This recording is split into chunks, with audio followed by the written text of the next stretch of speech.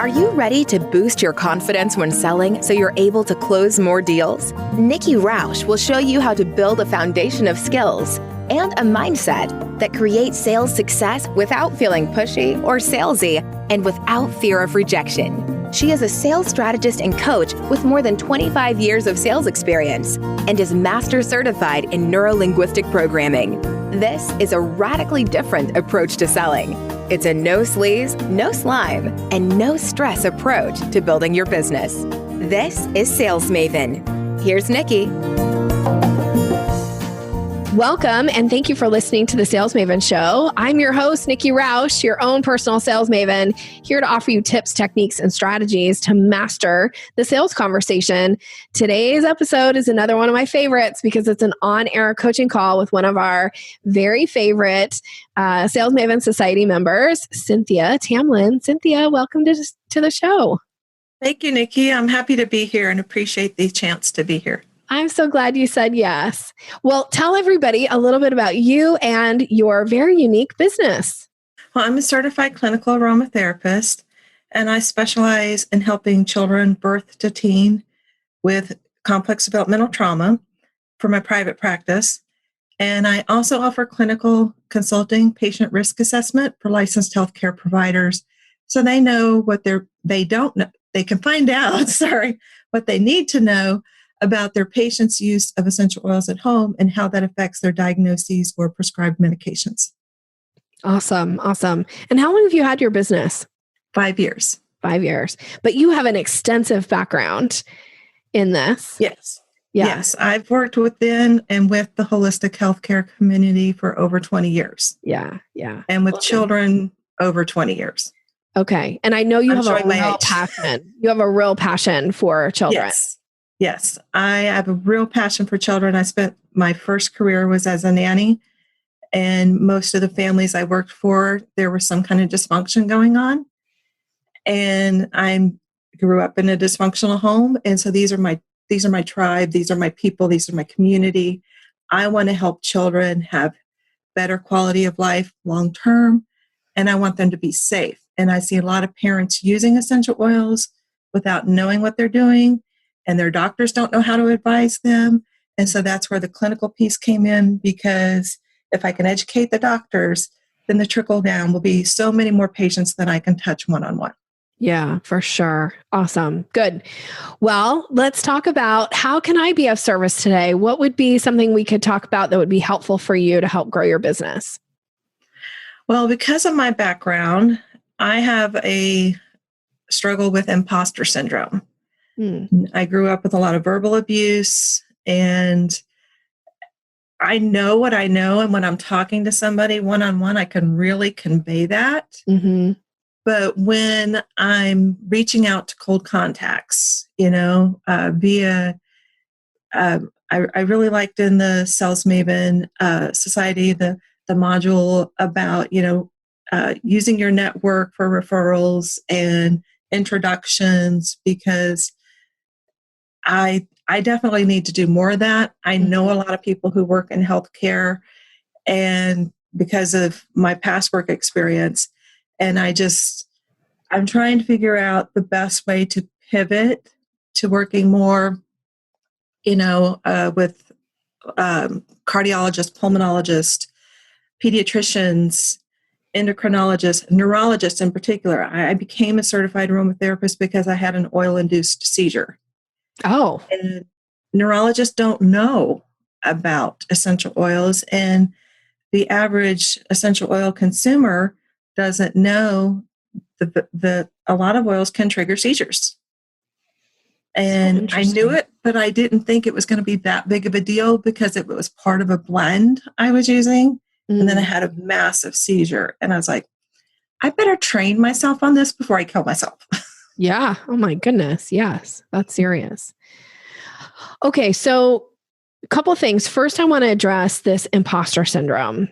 Okay. Because the fact of the matter is I just had this conversation recently on somebody's podcast where we were talking about imposter syndrome. And I will say that, I have had the great pleasure and honor of coaching people kind of in all stages of their business, everything from the person who's just starting out to people that are, have 7-figure businesses that are uber successful. And I find that at every stage, there is some form of imposter syndrome that shows up. So I still struggle with it. Everybody I know struggles with it. And I think it's one of those things that I wish I had like a magic pill for it to say like, okay, here's the pill. So it will go away. But it seems like whatever stage you are in your business, like it just continues to kind of rear its head a little bit. So going back to my NLP background, my training in neuro-linguistic programming, one of the things that we found is that as you start to heal certain areas of your life. So you had mentioned having a traumatic childhood. I can relate. I did as well. And it's so interesting because at least for me, when I went through all my NLP training, like you would get to this place where you're like, wait, I dealt with this. And now something else is kind of bubbling to the surface. Like, how dare it? Like, I already dealt with this. But what we found, or what I learned through my NLP training, is that there's all these parts of us. Like we show up, there's the part of us that's the educator. There's the part of us that's the daughter, the sister, like all these parts of us that we show up with. And as we heal certain parts of us or certain areas where we've experienced some type of trauma or some type of struggle, whatever that is that we had to overcome, it kind of gives other parts of us permission to speak up. Like they maybe have been squashed for a long time. And this might be getting a little woo-woo for some people out there listening. So I hope it's okay for you, Cynthia. Yes. It's okay. All right, good. So what happens a lot of times is as some part of us realizes like, hey, that part got some attention. That part got some healing. Like, what about me? Here's my turn. And so these things continue to bubble to the surface. And this still happens, like things that I did really deep work in NLP around that, like out of the blue, something will bubble to the surface and I'll be like, what? Where is this coming from? And then I have to take a step back and go, oh, this is just this part's time. It's time to want some attention. So now I need to do a little bit of work around here. So if there is a part of you that is struggling right now with some part of imposter syndrome, it's just one part of you that's needing some attention because you have done a lot of work. Otherwise, you wouldn't even be able to do the work that you do now, especially working with children who have struggled or had some issues, right? The only way that you can usually even do that work is if you've had some healing. So you've had some healing. Would you agree with that? Yes, I refer to myself as a wounded healer. Trauma is like an onion. You have to peel back the layers one at a time. One at a time. So now this just means this idea that you're struggling with a little bit of imposter syndrome about maybe reaching out to these, the clinicians. It just means like, oh, we've reached this part of the onion. Okay. So instead of being frustrated about it or instead of letting it hold you back, I would say approach it with some keen curiosity and even a little bit of excitement around, great. Now is the time that I get to work on this part of the onion and heal this so that I can move to the next part of the onion. Because believe me, it's still coming. There will still be some form of imposter syndrome that will rear its ugly head. So I would challenge you to think about what are some of the things that you've done in the past to heal so that you could move through this imposter syndrome. Because one of the other things I know from my work in neuro-linguistic programming is that there is the ability, it's called mapping across. Like if one part of your life you have a lot of success and some other part of your life you're not as successful and they have some similarities, there's a part of you that already understands how to fix it. It's just learning how to apply those things to this other area. So without getting into like a full NLP training with you today around imposter syndrome, I would just challenge you and anybody listening to really think about what are some things that have helped you overcome challenges in the past? What did you do? What kind of work did you do? And could you apply that here in this situation in some way so that we can move through imposter syndrome and get to the place where we can still reach out? Yeah, it's like transferable skills on a resume. Exactly. And yeah, I mean, what I've done in the past is, I either think back or I go back to feedback I've received from my personal clients. And I used to rent a room from a physicist who worked for the NIH when I lived on the East Coast. And I'd ask him these questions and he's like, wow, you're really smart. You need to go back to school. And it was the first time anybody had ever talked to me that way. Okay. So it's been more than 30 years, but that stuck with me. And so when I'm in my most conflicted self-doubt, I go, because this man was probably the smartest person I ever knew. And certainly the most highly educated. So for me just thinking, I'm asking these silly, simple questions, they were actually more convoluted than I expected. I was like, okay, I lived with that family for 2.5 years. They got to know me pretty well. That to me is high praise. Absolutely. So that might be the trick for you before you decide to reach out to a clinician or before you decide to initiate this ask of reaching out to your network. Maybe taking some time to remind yourself of what it feels like in your body, like actual feels like in your body, to hear this person who you had great admiration for say, Cynthia, you are so smart, right? To build that up so that when you are asking for an introduction or a connection, or you do decide to reach out to the clinician directly, that you're coming from this place of managing your internal mindset and I am so smart. And even if you can't say it to yourself, right? Sometimes putting it in an I statement is a good idea, but sometimes your critic will, speak up and go, but what about this? And well, what about that? And But if you can just really channel this person in your ear, hear it in your own head of him, I think you said it was a he. Yes. Yeah. Him saying to you, you are so smart. And the confidence that comes when somebody who has that high of intellect can recognize in you your own intellect. Is that helpful? Yes, that's powerful. Okay, good. So we got to manage your mindset first and foremost.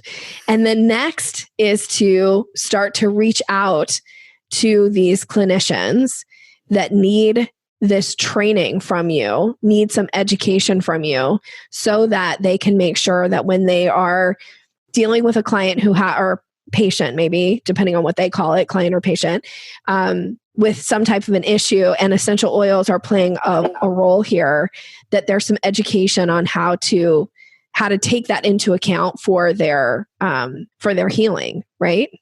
Right. Okay. And so do you have questions about reaching out specifically or? Well,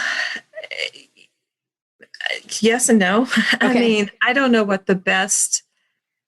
I know the best method is an introduction. Yes, always. I had was thinking of sending some stop, think, speak postcards specific to this medical specialty versus that medical specialty. Something really short, simple, that they could digest in 30 seconds for those that I don't have a direct connection to. But I feel like, if I get one or two, a handful of licensed healthcare providers who do work with me and suddenly realize that, we should be asking patients if they're using essential oils, and if so, which ones, that the word will spread. Because if I go to a networking group, chances are I'm not going to meet a psychiatrist, a pulmonologist, a cardiologist, a neurologist, etc. at the average networking group. So, and none of the licensed healthcare providers I know even attend networking groups. They go to conferences, things like that. So it's just kind of like, okay, how do I increase my reach to more doctors in a authentic way? Yeah. So I still will go back to the introductions being your first form, but the next form would be that like-minded, I think, for you, because if you can start to work with a few clinicians, or maybe you have worked, I feel like you have worked with more than one already. Yeah. Not as an aromatherapist, but yes. Okay. I mean, I've had to educate my own physicians about how not to hurt me. Okay. Those that use essential oils. So maybe that is the like-minded of that you've been able to work with a clinician to help educate them on how essential oils impacts the patient, and would they be interested in a conversation around this as well? So the like-minded piece of it is dropping that, like, worked with a clinician, here were the results that we were able to achieve. And is this something you would be interested in as well? So that could be done, in an email. It could be done in a voicemail, although I think it's hard to get some clinicians on the phone. But maybe not if it depends on who you're targeting. I think you're going to get some gatekeepers. I always go back to, how can you put this content in front of them in some way? So is it something where you're targeting somebody else in the office that isn't necessarily the cardiologist or the pulmonologist? Is that what you said? I feel like yes. The right. Okay, I was like, oh, is that what you said? Okay. Is there somebody that would be an easier person to reach in the office? Is it the office manager? Is it one of their staff? And offering some education to them. And sometimes it's like giving them a nugget, right? Like giving them one tip or suggestion and then offering them the opportunity to do a full consultation or a full training with you as the next step. So could you put on an event where you invite them to participate? It could be a training, it could be a live, I don't use the word webinar, but webinar is but then you call it a training. And you actually deliver something of value during that with an offer at the end to have you do some consulting work or have you do some training for their office that has like a special offer attached to it. And now we start promoting this out into the marketplace so that people start to know you for who you are and what you do. That's a good idea, because I could do like one nugget per medical specialty. Like, cardiologist, did you know this essential oil is not safe for your patients with tachycardia? Yeah. And endocrinologist, did you know this is not safe for your patients with diabetes, etc.? Yes. So if you're going to target that specific group, are you putting on the training like just for cardiologists? And or are you doing maybe it's talking about like one thing most doctors don't think of when they're diagnosing a patient with this type of a symptom or something. They don't think to ask, are you using essential oils? And here is a potential essential oil that is dangerous, right? And here's why. Or I don't mean to like insert the content for you, but that's kind of and then there's the opportunity for a deeper dive into other essential oils or questions that you should be asking your patients. Here's the next step, which is to hire you. Right. And I was thinking because I'm an anal retentive nerd who tends to overshare, and I don't want to word vomit on everybody. If I did one training for all the medical specialties that I, am comfortable or I desire to work with, then I could do just one tip per. But they would also see the depth because the body, in an allopathic medicine, the cardiologist only looks at the heart and doesn't talk to the neurologist or the gastroenterologist, or et cetera. But if I give them this affects the neurology, this affects the pulmonology, this affects the endocrinology, et cetera, et cetera, et cetera, then they can start to look at it from a more holistic view and see that I'm not just talking to cardiologists or just talking to neurologists, but that I'm integrating those. I don't, I do a holistic intake with my clients. And when I see a lot of symptoms in cardiology or neurology, I'll say, you need to see a neurologist or cardiologist, or, I make referrals out because I can see the patterns that, your typical clinician who has 15 minutes maximum with a patient doesn't have time to get into that level of detail. So it could also be that, could they hire you as a contract to refer their patients to have this type of a session? I'm not sure I understand your question. Oh, so if somebody's having an issue and they could say, here's a resource, like you could be a resource that like they could give to their patients to hire you privately? Maybe I misunderstood. In a manner of speaking, yes. Okay. Because I do private consults, but part of my clinical package, my high-end clinical package, is 30 days of real-time connection to me to ask questions that come up that were outliers from the training. Okay. And then my second level down is 15 days of real time. Awesome. Okay. So back to where you said, like, I want to give, the, how it affects the nervous system and the like, I see that as it makes sense. Although with anything I would advise around sales is we have to try things. We have to test things out in the market and see, does it land? Do we get the right people signing up? And do they like the offer? And are they taking me up on the offer? So I would say test this. You might find that you're giving too much information, or you might find that maybe you need to give a little bit more, but test it and see what happens in the market and see if it books you that next client.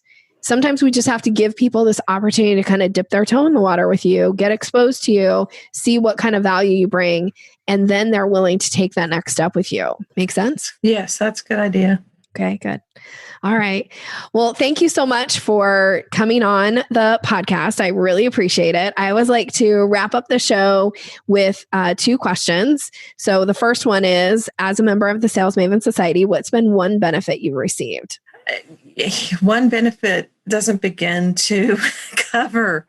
I mean, I love the real-time connection with like-minded people who, are different. Everybody's at different parts of their journey in this road, and being able to reach out for support and help in my verbiage, because I can be really anal retentive and long-winded, has really been probably the best thing, because I'm not constantly looking for somebody to help me edit it down to what I'm trying, people that don't understand what my end goal is.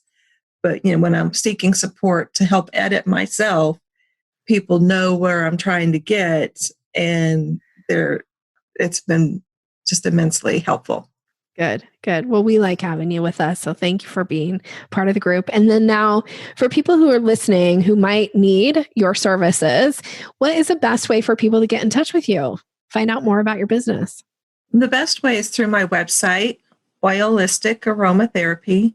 That's OILISTIC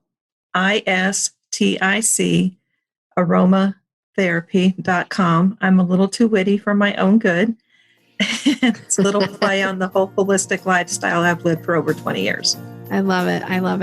Well, thank you for being here. And as the listener, thank you for taking this time to spend with me and Cynthia, and have a great rest of your day. Thanks, everybody.